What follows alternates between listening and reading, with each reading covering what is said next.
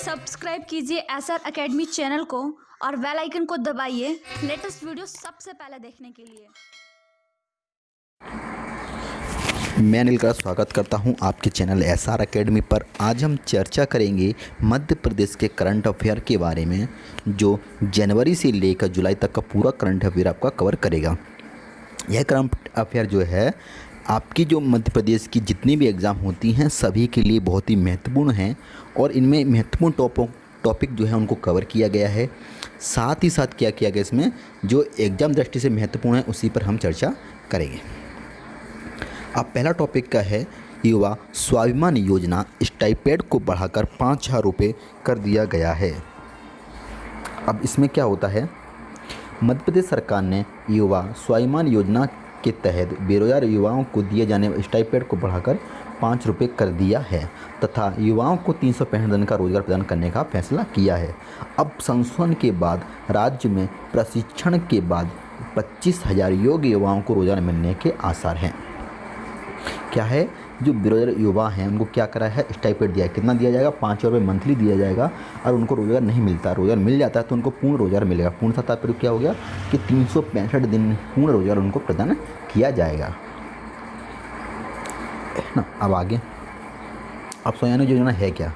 युवा स्वाभिमान योजना को मध्य प्रदेश सरकार ने जनवरी 2019 में लॉन्च किया था। इसका उद्देश्य युवाओं को 100 दिन का रोजगार तथा स्टाइपेंड प्रदान करना था। इसका उद्देश्य आर्थिक रूप से कमजोर वर्ग के बेरोजगार युवाओं को रोजगार उपलब्ध कराना।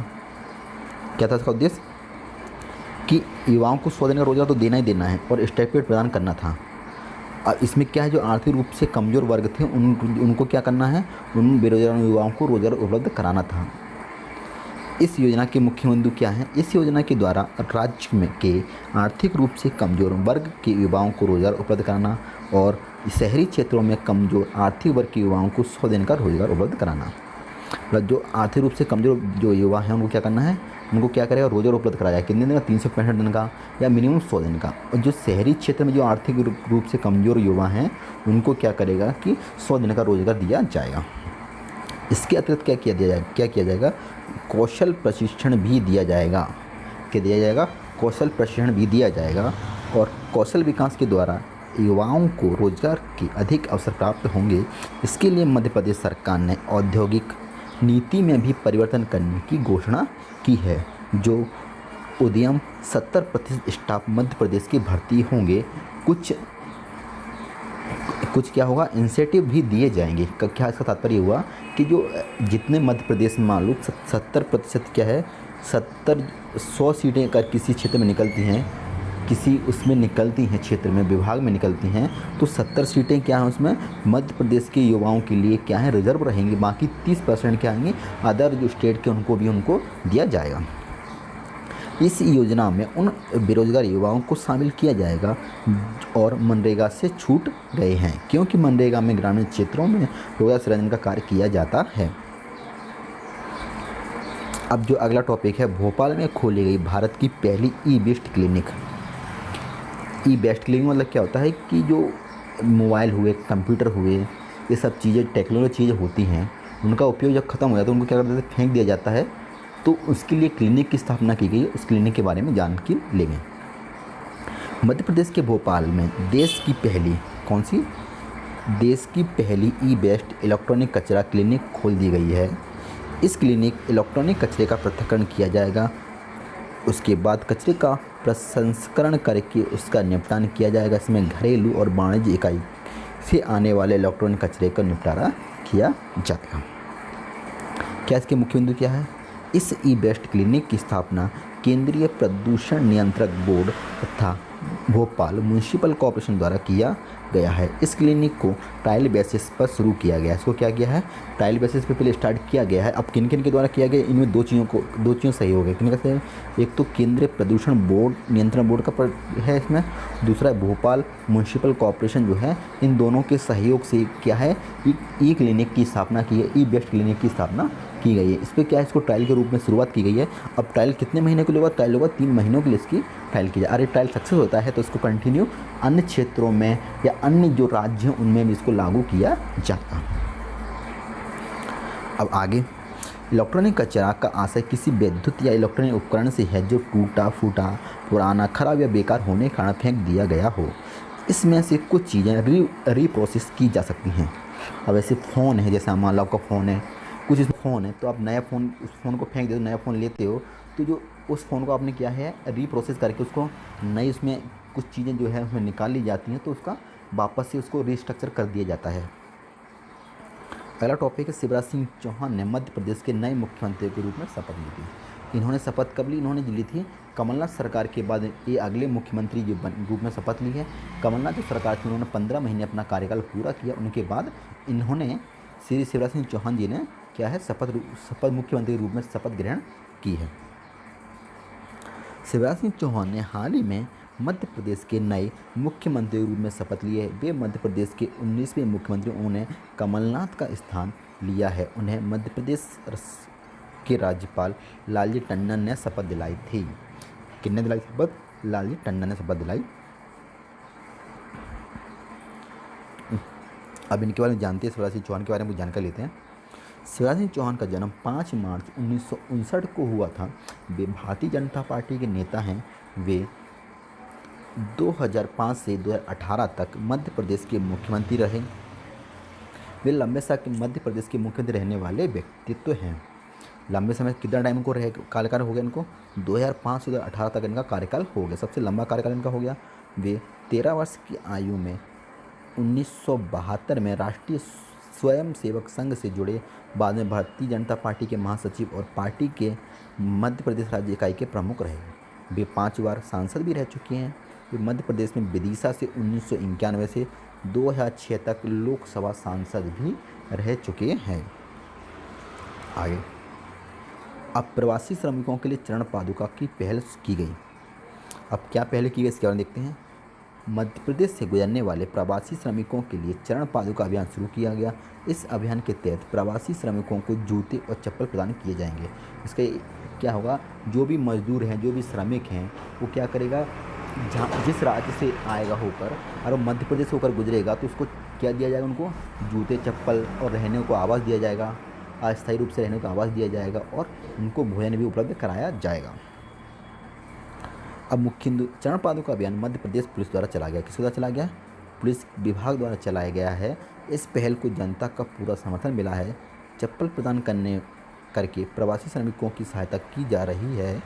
भारत सरकार प्रवासी श्रमिकों को उनके घर कस्बों में लौटने में मदद करने के लिए कई उपाय कर रही है। भारत सरकार के उपाय, क्या उपाय है? भारत सरकार ने आत्मनिर्भर भारत अभियान की घोषणा की है, जिसके तहत प्रवासी श्रमिकों को बड़े पैमाने पर कवर किया गया था। सरकार ने इस पहल के लिए 20 लाख करोड़ आवंटित किए थे। कितने किए थे? 20 लाख करोड़ आवंटित किए थे। इस पहल के तहत प्रवासी श्रमिकों को भोजन और आवास का ध्यान केंद्रित किया गया था। इसमें क्या किया गया था, जो प्रवासी मजदूर हैं उनको क्या किया गया, उनको भोजन और आवास की सुविधा प्रदान की गई थी। अब भोजन में क्या देखा जाए, one nation one ration card योजना को जून 2020 को लागू किया जाना है। इस योजना को लागू किया जाना है।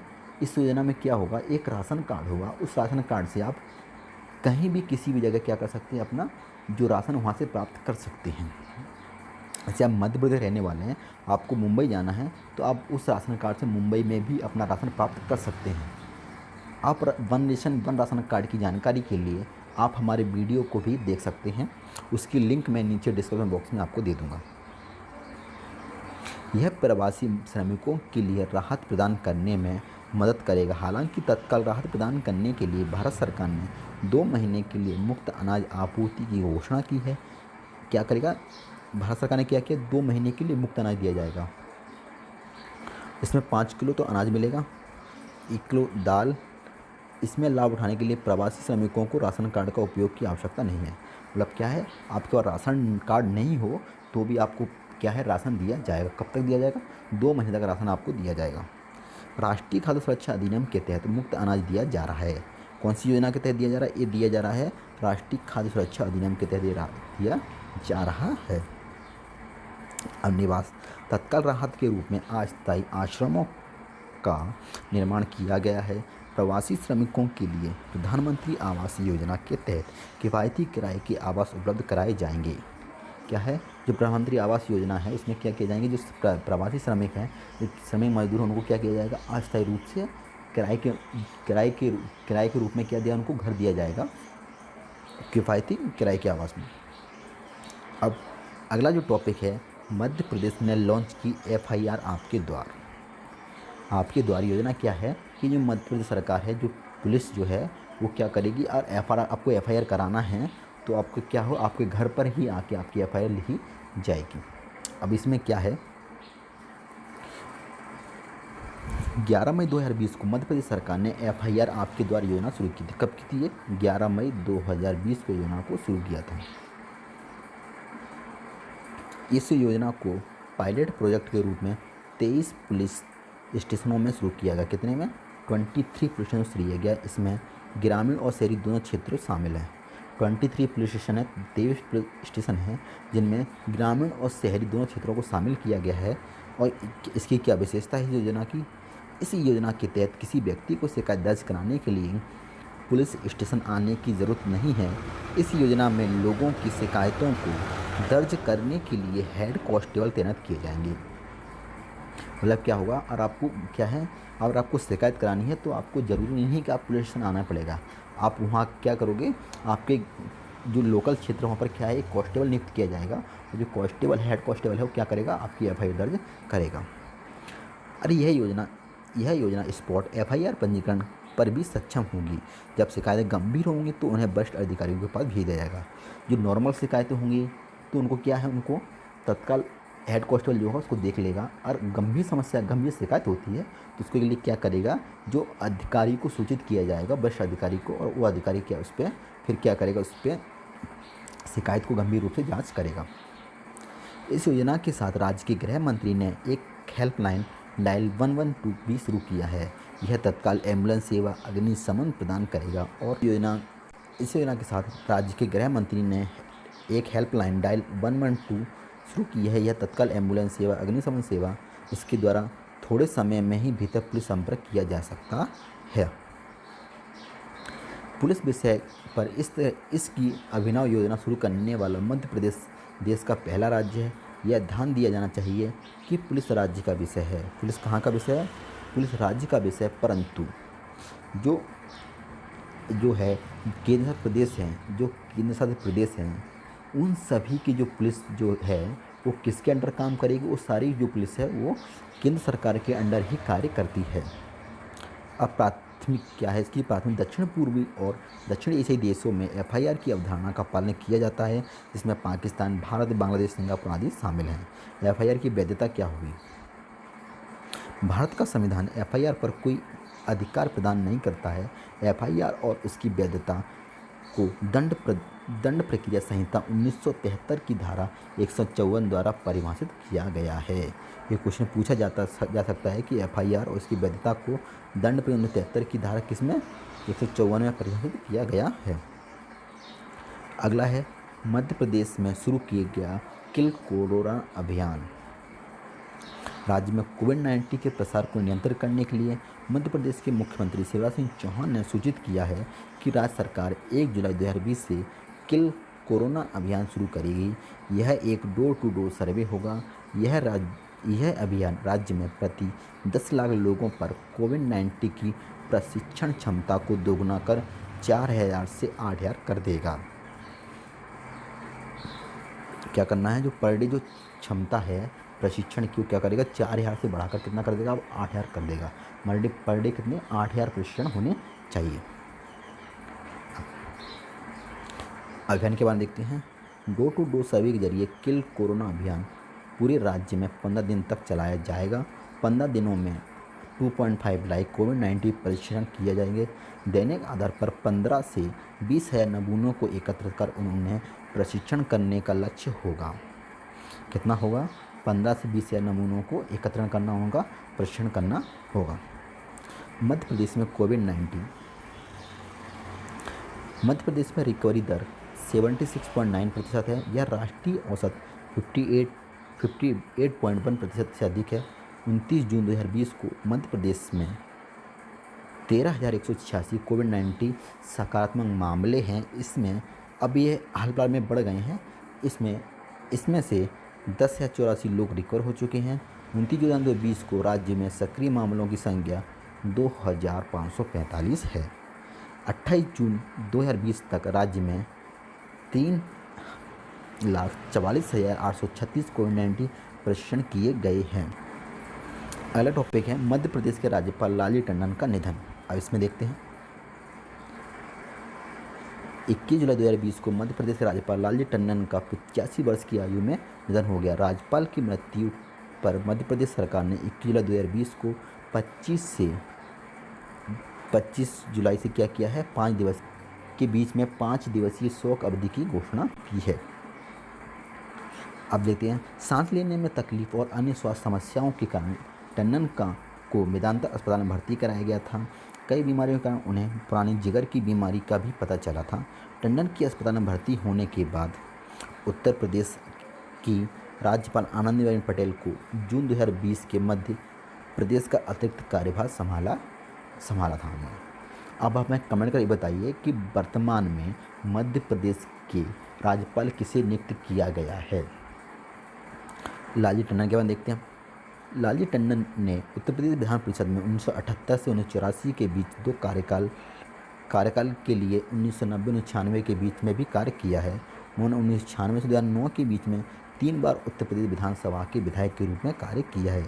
इसके अलावा लालजी टंडन को 15वीं लोकसभा में सांसद के रूप में चुना गया। 15वीं लोकसभा में क्या सांसद रूप में चुना गया। उन्होंने मध्य प्रदेश और बिहार के राज्यपाल का भी कार्य किया है। कहाँ के? मध्य प्रदेश और बिहार के। जब मध्य प्रदेश राज्यपाल थे उससे पहले बिहार के राज्यपाल रह चुके थे। उसके बाद मध्य प्रदेश के राज्यपाल उन्होंने कार्यभार संभाला था। अब आगे देखते हैं। तो अगला टॉपिक है मध्य प्रदेश पर्यटन बोर्ड ने लॉन्च किया इम्तियाज़ आपका सोशल मीडिया अभियान। इस अभियान में क्या है, राज्य में पर्यटकों को आकर्षित करने के लिए मध्य प्रदेश पर्यटन बोर्ड ने एक सोशल मीडिया अभियान शुरू किया है। इस अभियान का नाम है इम्तियाज़ आपका। मध्य प्रदेश में पर्यटन स्थलों की विशेषताओं का वर्णन तस्वीरों और वीडियो के माध्यम से किया जाएगा। इनकी विशेषताएं कैसे बताइएगी, या आपको चित्र के द्वारा या तस्वीर द्वारा बताया जाएगा, या फिर उनको पिक्चर दिखा के मतलब उसकी जो वीडियो दिखाकर आपको क्या है आकर्षित किया जाएगा। अब इसके मुख्य बिंदु देखते हैं। इस अभियान के माध्यम से पर्यटन बोर्ड का लक्ष्य है कि पर्यटकों को टूर पैकेज पेशकश करके क्षेत्र में विश्वास को स्थापित करना। यह पैकेज विशेष रूप से कोविड-19 संक्रमण से बचाव के लिए सुरक्षित यात्रा, प्रवास और भ्रमण को ध्यान में रखकर बनाए गए हैं। मध्य प्रदेश 2015 से 2017 तक लगातार 3 वर्षों के लिए सर्वश्रेष्ठ पर्यटन राज्य राष्ट्रीय पुरस्कार का विजेता है। आगे राज्य में धार्मिक कौन कौन से हैं मध्य प्रदेश में? उज्जैन हुआ, सांची स्तूप हुआ, कुंडलपुर हुआ और आदि और अन्य स्थान भी हैं। से लेकर पुरातत्व और प्राकृतिक जो है कौन से प्राकृतिक कान्हा हुआ, बांधवगढ़ हुआ, पचमढ़ हुए, प्राकृतिक रूप से बहुत ही सुंदर स्थान है ना, पर्यटन स्थल है। मध्य प्रदेश पर्यटन क्षेत्र में राज्य में हजारों लोगों को रोजगार प्रदान किया गया है। हाल ही में मध्य प्रदेश सरकार ने पर्यटक विकास निगम ने भी नोवेल कोरोना वायरस संक्रमण से बचाव के लिए आवश्यक सभी सुरक्षा मानकों का पालन करते हुए राज्य के 3 शहरों में खाद्य होम डिलीवरी की शुरुआत की है। किसकी शुरुआत की उन्होंने? खाद्य होम डिलीवरी, मतलब जो है आपका जो खाने की चीज़ें हैं वो क्या है घर पे ही आपको भिजवा दी जाएंगी। इसी के साथ जो है जनवरी से लेकर जुलाई तक का करंट अफेयर यहीं समाप्त करता हूँ। इसको ज़्यादा शेयर करें, सब्सक्राइब करें। धन्यवाद। जय हिंद, जय भारत।